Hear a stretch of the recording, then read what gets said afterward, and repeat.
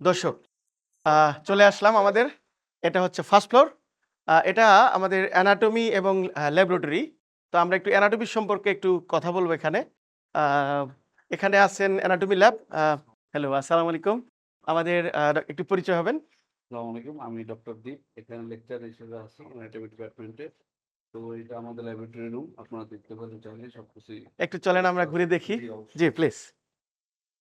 Kindly তো দর্শক আমরা এটা অ্যানাটমি ল্যাবে আমাদের যে জিনিসটা আসলে উল্লেখ করার মতো আমরা মনে হয় ডক্টর দীপ বিস্তারিত হয়তো বলবে যে স্টুডেন্ট এখানে কি শিখবে আসলে অ্যানাটমি ল্যাব থেকে। ডক্টর দীপ।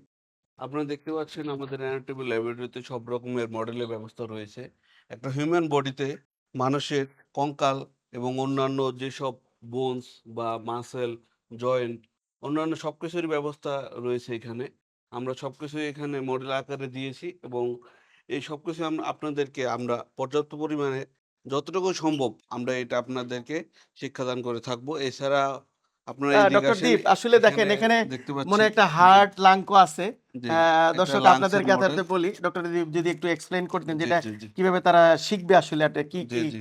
এটা হচ্ছে আমাদের একটা মডেল লাংস যেটা ফুসফুস।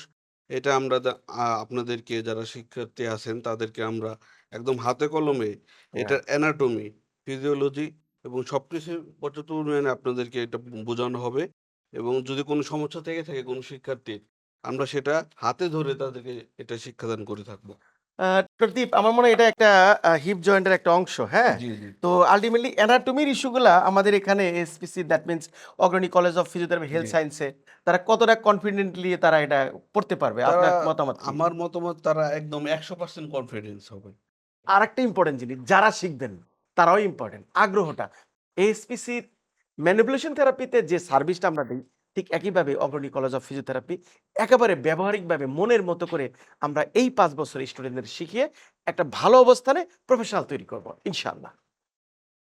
ডক্টর দীপ জি, আমরা জি, জি। জি, জি। এইটা কিন্তু দর্শক এখানে আমরা দেখেন human anatomy, respiratory system, I system, lymphatic system, heart system, muscular system ওখানে আছে।